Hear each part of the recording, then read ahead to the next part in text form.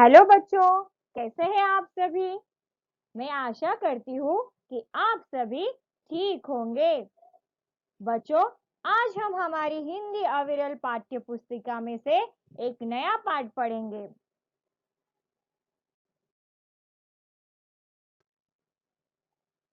पाठ 9, साक्षी पहुंची चांद पर। बच्चों, चांद यानी मून, जिसे हम चंद्रमा भी कहते हैं। बच्चों, ये जो पाठ है वो एक शीर्षक कहानी है। क्या है? शीर्षक कहानी। इस कहानी के नाम से ही हमें पता चलता है कि इस कहानी में से हमें चांद के बारे में विशेष जानकारी मिलने वाली है।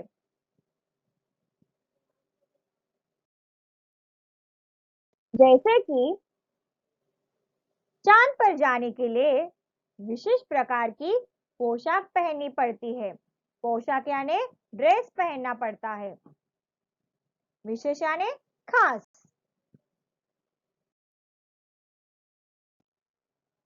और चांद पर रॉकेट से जाते हैं। किससे जाते हैं? रॉकेट से, क्योंकि वहां ऑक्सीजन नहीं होती। बच्चों, पृथ्वी से चांद जैसा दिखाई देता है ना, पास जाने पर उससे भी बहुत भिन्न दिखाई देता है। भिन्न यानी अलग दिखाई देता है। तो बच्चों, आइए इस कहानी को पढ़कर चांद के बारे में और भी जानकारी लेते हैं। तो बच्चों, आपको इस कहानी को ध्यान से सुनना है।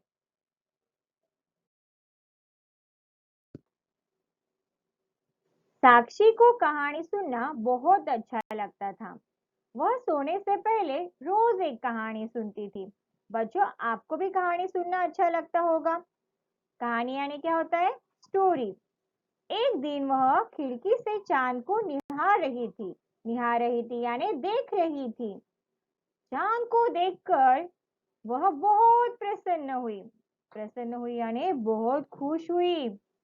तभी वहां माँ आ गई और बोली, साक्षी बेटी, अब बहुत देर हो गई है, चलो सो जाओ। साक्षी बोली, नहीं माँ, अभी थोड़ी देर में सो जाऊंगी। देखो ना, कितना सुंदर है चांद, बिल्कुल गोल और चमकीला। माँ बोली, हाँ बेटी, आज पूर्णमासी है, इसीलिए तुम्हें चांद गोल रुपेला दिखाई दे रहा है। बच्चों, पूर्णमासी के दिन हमें चांद पूरा दिखाई देता है। पूर्णमासी यानी पूर्णिमा, रुपेला यानी चांद के रंग का। साक्षी ने कहा, हाँ माँ, आज हमारी कक्षा में भी अध्यापिका ने चांद के बारे में पढ़ाया था। बच्चों, अध्यापिका यानी शिक्षिका। तो साक्षी को भी क्या किया था? चांद के बारे में पढ़ाया गया था। किसने? उसकी शिक्षिका ने। मुझे बहुत मजा आया माँ, मैं भी चांद पर जाना चाहती हूँ। तो साक्षी अपनी माँ से क्या कह रही है कि माँ, मुझे भी चांद पर क्या है? जाना है। तो माँ क्या कहती है बच्चों? माँ बोली, हाँ हाँ बेटी, यदि तुम मन लगाकर पढ़ाई करोगी तो अवश्य ही अपने इरादे में सफल हो जाओगे। माँ ने कहा कि अगर तुम अच्छे से पढ़ाई करोगी मन लगाकर, तो जो भी तुम्हारी इच्छा है वो क्या हो जाएगी? पूरी हो जाएगी। सच माँ? साक्षी ने उत्साह से पूछा। उत्साह यानी जोश से पूछा। हाँ हाँ, क्यों नहीं, माँ ने उसके सिर पर प्यार से हाथ फेरते हुए कहा। कठिन शब्दों के अर्थ पढ़ते हैं। प्रसन्न, खुश। रुफेला, चांद के रंग का। उत्साह यानी जोश।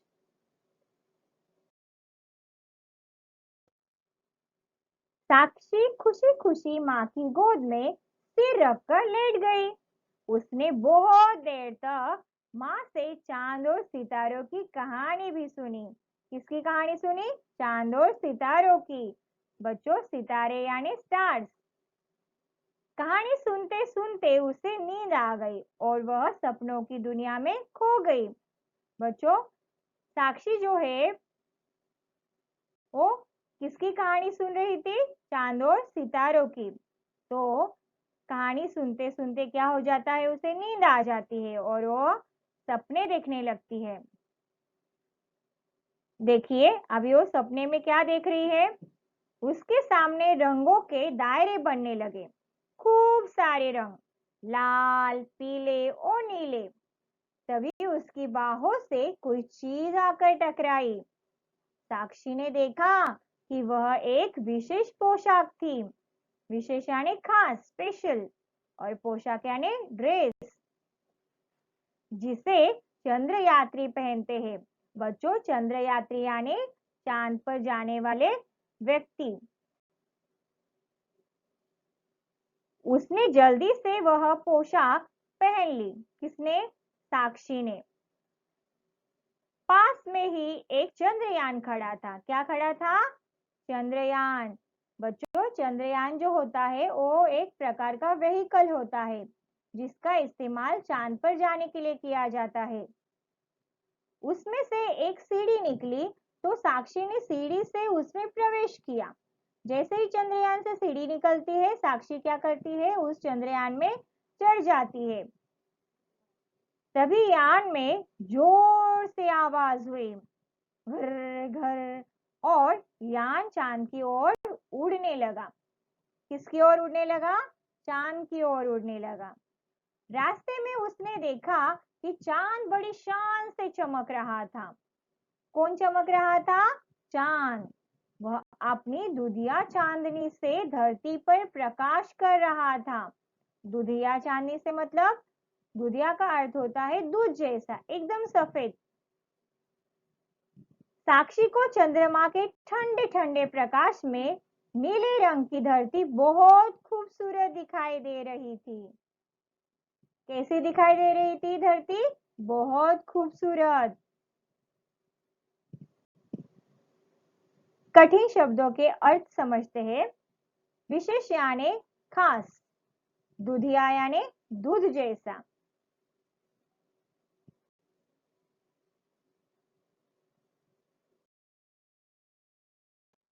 कुछ ही देर में चंद्रयान चंद्रमा पर पहुंच गया। कहाँ पहुंच गया चंद्रयान? चंद्रमा पर। यान के रुकते ही सीढ़ी बाहर निकली। यानी क्या हो गया? जैसे ही यान रुक गया, यानी ने व्हीकल, वो रुक गया तो उसमें से सीढ़ी बाहर निकली। साक्षी सीढ़ी से उतरकर चंद्रमा की सतह पर पहुंच गई, यानी सरफेस पर पहुंच गई। जैसे ही साक्षी ने चंद्रमा की धरती पर कदम रखा तो वह हैरान रह गई। मतलब जैसे ही साक्षी चंद्रमा पर पहुंच गई, वह हैरान रह गई। हैरान रह गई मतलब आश्चर्यचकित हो गई।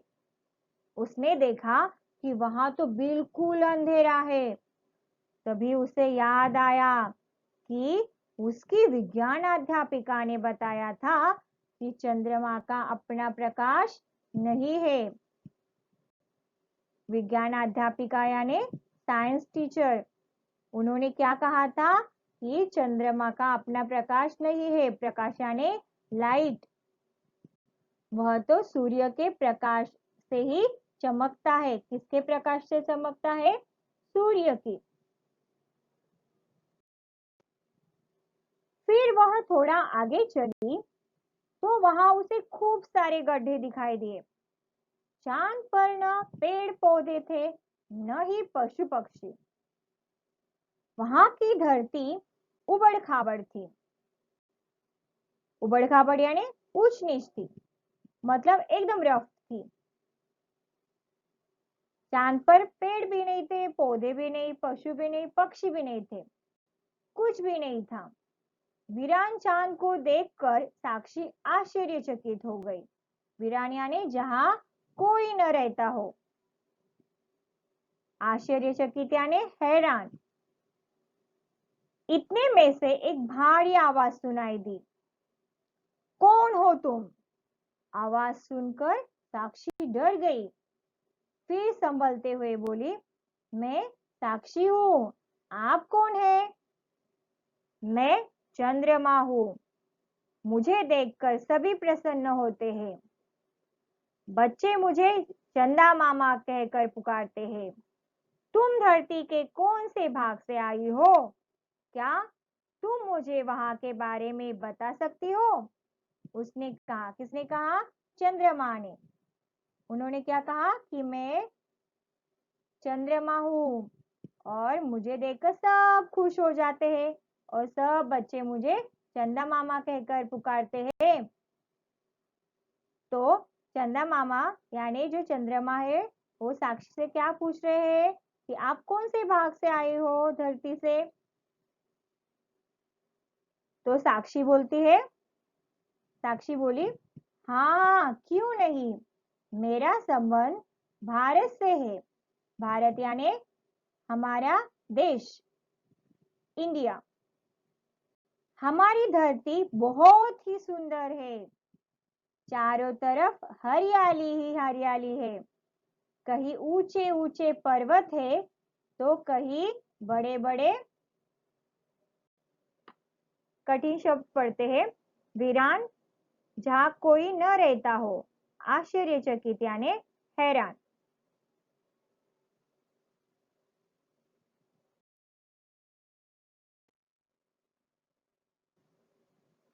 देखिए चांद पर इस प्रकार के गड्ढे होते हैं।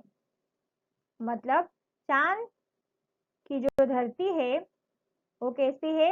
एकदम रफ है। देखिए ना पेड़ है, ना पशु है, पक्षी भी नहीं है, कुछ भी नहीं है, एकदम वीरान है ये जगह।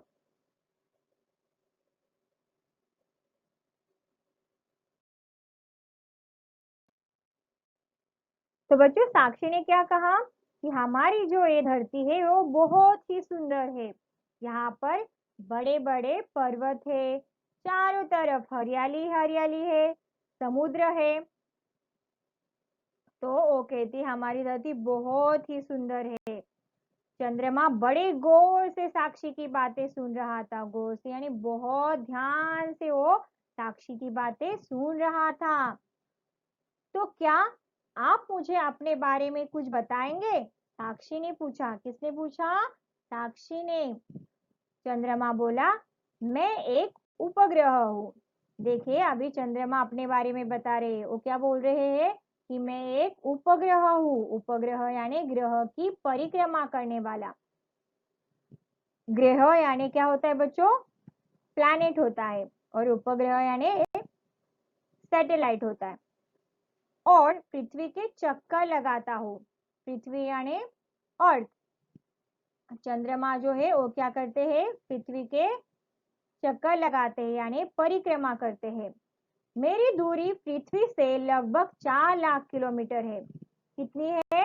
4 लाख किलोमीटर। जानती हो सबसे पहले मेरी धरती पर किसने कदम रखा था? मतलब चंद्रमा साक्षी को पूछ रहे हैं कि आपको पता है सबसे पहले चंद्रमा पर आने वाला व्यक्ति कौन है? साक्षी ने कहा नहीं। चंद्रमा ने बताया सबसे पहले मेरी धरती पर 21 जुलाई 1969 को अमेरिका के नील आर्मस्ट्रॉन्ग, एडविन आल्ड्रिन और कॉलिस ने कदम रखा था। किसने कदम रखा था? नील आर्मस्ट्रॉन्ग, एडविन आल्ड्रिन और कॉलिस। कब रखा था? 21 जुलाई 1969 को। यहां से जब उन्होंने पृथ्वी को देखा तो वे खुशी से उछल पड़े। तो बच्चों उन्होंने जब चंद्रमा से पृथ्वी को देखा तो वो सब लोग बहुत खुश हुए। साक्षी बोली, चंदा मामा यहाँ आकर हर चीज हल्की क्यों हो जाती है? चंद्रमा ने कहा, क्योंकि यहाँ गुरुत्वाकर्षण शक्ति बहुत कम है। गुरुत्वाकर्षण यानी ग्रेविटी। जिसके कारण यदि हम किसी को एक हाथ से उठाना चाहे तो आसानी से उठा सकते हैं। क्या कहा चंद्रमा ने कि अगर हमें किसी को एक हाथ से उठाना है तो भी हम उसे आसानी से उठा सकते हैं, क्योंकि वहां पे ग्रेविटी बहुत कम होती है, यानी गुरुत्वाकर्षण शक्ति बहुत कम होती है। इसलिए कठिन शब्दों के अर्थ जानते हैं। उपग्रह यानी ग्रह की परिक्रमा करने वाला।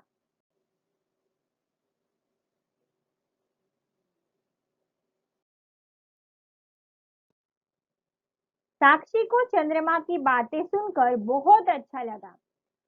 मतलब चंद्रमा ने साक्षी को जो भी कुछ बताया वो साक्षी को बहुत ही अच्छा लगा, परंतु लेकिन अब उसे घर की याद आने लगी। किसकी याद आने लगी? घर की याद आने लगी।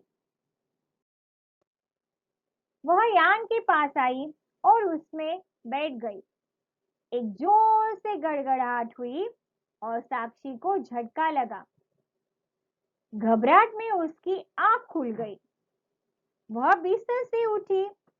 अरे, मैं तो सपना देख रही थी। तो बच्चों, ये सब क्या था? एक सपना था। वो कौन देख रहा था? साक्षी देख रही थी। सपना यानी ड्रीम। तब तक माँ भी उसके पास आ गई। साक्षी ने अपना सपना माँ को बताया। माँ ने साक्षी को प्यार किया और कहा, बेटी, निसंदेह यानी इसमें कोई शक नहीं है कि यह सपना था, पर मुझे विश्वास है कि यदि तुम इसी प्रकार मन लगाकर पढ़ाई करती रही तो तुम्हारा चांद पर जाने का सपना अवश्य ही साकार होगा। तो माँ ने क्या कहा कि साक्षी, अगर तुम इसी तरह पढ़ाई करोगी तो जो तुम्हारा ड्रीम है यानी जो सपना है चांद पर जाने का, वो अवश्य ही पूरा हो जाएगा। तो बच्चों, सपने जरूर देखने चाहिए, पर सपनों को पूरा करने के लिए क्या करना चाहिए? मेहनत भी करनी चाहिए। और अगर हम अच्छे से पढ़ाई करेंगे तो हम जो बनना चाहते हैं, कोई डॉक्टर बनना चाहता है, कोई इंजीनियर, हर एक का सपना अलग अलग होता है। तो अगर हमें अपने सपने पूरे करने हैं तो उसके लिए हमें क्या करनी चाहिए? पढ़ाई करनी चाहिए और उसके साथ साथ मेहनत भी करनी चाहिए। तभी क्या हो जाएगा? हम अपना सपना पूरा कर सकते हैं, यानी हम अपना सपना साकार कर सकते हैं। तो इसीलिए बच्चों, आपको भी क्या करना है? अच्छे से पढ़ाई करनी है और इस पाठ को अच्छे से ध्यान से फिर से पढ़ना है। कठिन शब्दों के अर्थ समझते हैं। निसंदेह यानी बिना संदेह के। तो बच्चों, मैं आशा करती हूँ कि आपको ये पाठ समझ गया होगा। तो बच्चों, हमने इस पाठ से चांद की जानकारी प्राप्त की है। चांद की जानकारी यानी चांद के बारे में हमने इस पाठ में बहुत कुछ सीखा है। बराबर? तो अब आप इस पाठ को फिर से पढ़िए।